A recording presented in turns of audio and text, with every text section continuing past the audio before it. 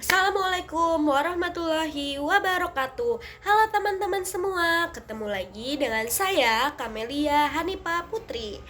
Pada video kali ini saya akan menjelaskan tentang fonemik, yaitu salah satu cabang dalam ilmu fonologi yang mempelajari bunyi bahasa sebagai pembeda makna. Fonemik sangatlah penting karena membantu kita memahami bagaimana bunyi dalam bahasa bisa membedakan arti kata. Misalnya kata batu dan patu memiliki bunyi berbeda yang menghasilkan makna berbeda. Fonem adalah satuan bunyi terkecil dalam bahasa yang dapat membedakan maknanya. Nah, dalam fonemik terdapat dua jenis utama. Yang pertama ada fonem segmental, bunyi yang bisa dipisahkan seperti vokal A, I, U, E, O, konsonan B, C, D, dan lain-lain. Yang kedua ada fonem suprasegmental, bunyi tambahan seperti intonasi, tekanan, dan ritme. Nah, jadi bukan hanya bunyi huruf saja yang penting, tetapi juga pengucapannya. Selanjutnya ada distribusi fonem, adalah letak kemunculan bunyi dalam satu kata, yaitu awal kata, tengah kata, dan akhir kata. Nah, jadi vokal bisa muncul di semua posisi. Contohnya apel, mata, dan buku. Sedangkan konsonan tidak selalu bisa di semua posisi. Diftong, gabungan vokal seperti ai, au, biasanya di akhir. Artinya, tidak semua bunyi bebas muncul di semua tempat dalam kata. Yang ketiga ada alofon dan distribusi. Alofon adalah variasi bunyi dari satu fonem yang sama. Ada dua jenis loh. Yang pertama ada distribusi komplementer, yaitu tidak bisa saling mengaitkan dan muncul di posisi berbeda. Sedangkan distribusi bebas bisa saling menggantikan dan tidak mengubah maknanya. Ingat itu ya.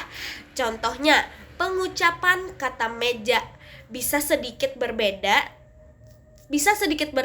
tetapi artinya tetap sama.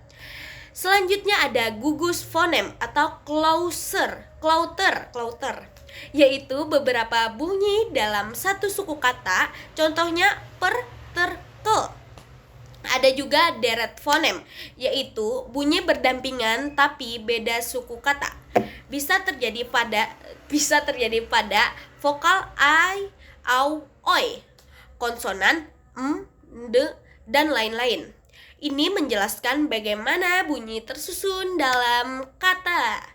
Yang kelima ada perubahan bunyi. Bunyi dalam bahasa bisa berubah karena beberapa faktor. Faktor pertama ada koartikulasi, yaitu bunyi dipengaruhi bunyi lain di sekitarnya. Yang kedua ada lingkungan bunyi. Faktor lingkungan bunyi ada dua. Asimilasi adalah bunyi jadi mirip.